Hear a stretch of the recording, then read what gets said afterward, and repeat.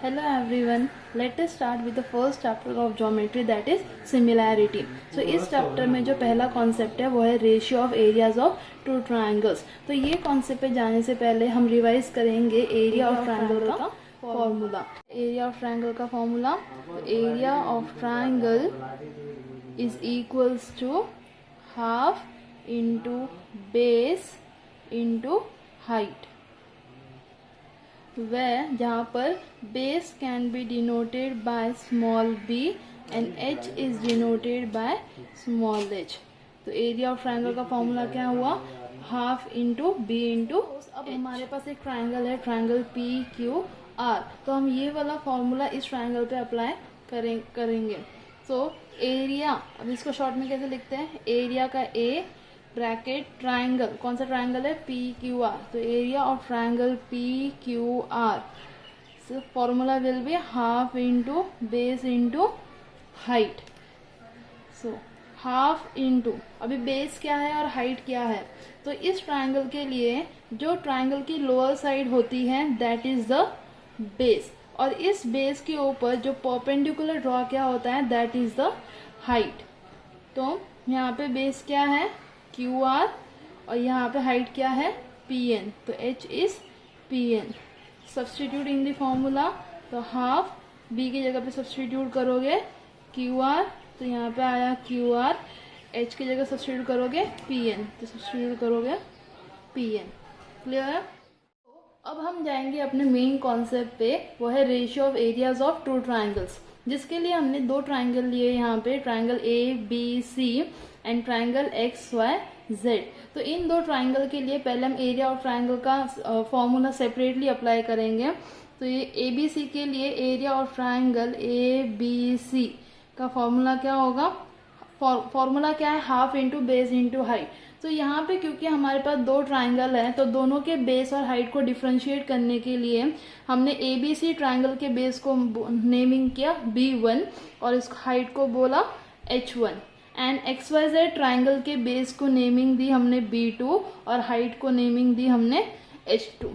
Clear है। तो the base of first triangle is B1 and height is H1 and the base of second triangle is B2 and height is H2।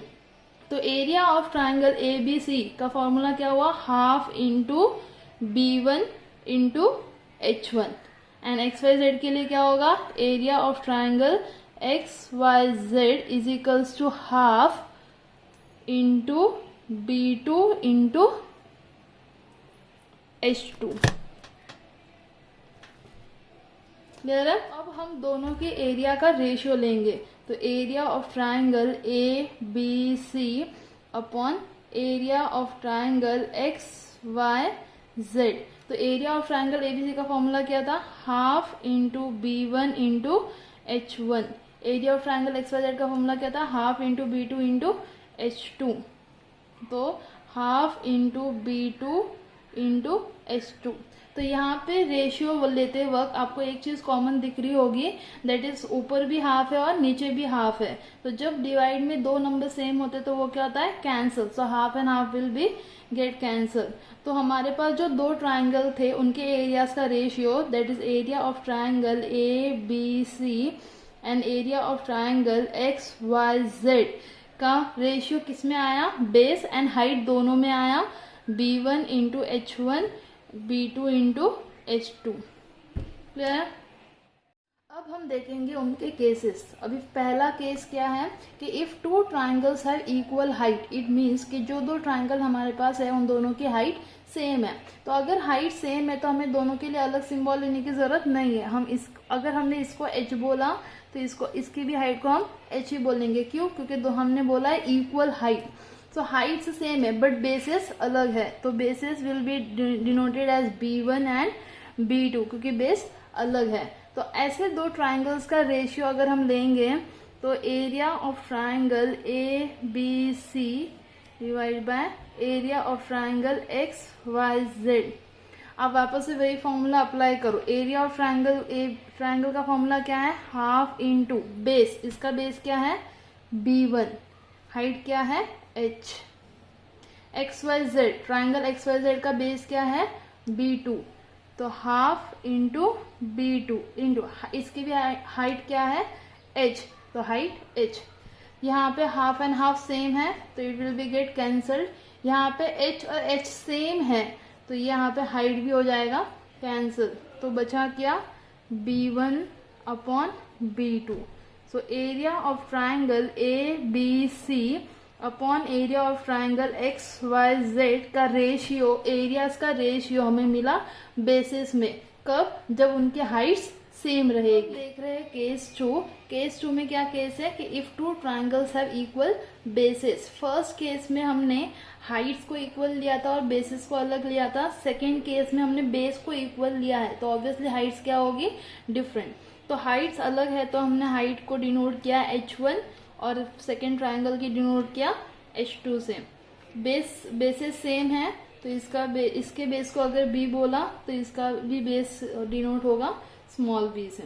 अभी area of triangle का formula apply करो। Area of triangle ABC and area of triangle PQR। So area of triangle PQR same area of triangle का formula apply करना है, that is half into base into height. तो first triangle ABC का base क्या है B and height क्या है h1। PQR के लिए भी फॉर्मूला अप्लाई करो, हाफ इंटू बेस, इसका बेस क्या है स्मॉल b एंड हाइट क्या है h2। तो h2 half and half same है कैंसिल कर दो, b और b सेम है कैंसिल कर दो। तो इसका रेशियो आया h1 अपॉन h2 में। That is area of triangle ABC upon area of triangle PQR का रेशियो हमें मिला हाइट्स में। कब? जब उनके बेसिस सेम थे। तो हम देख सकते हैं अगर दो ट्राइंगल का हाइट सेम है और बेसिस अलग है तो उसका रेशियो हमें बेसिस में मिलेगा।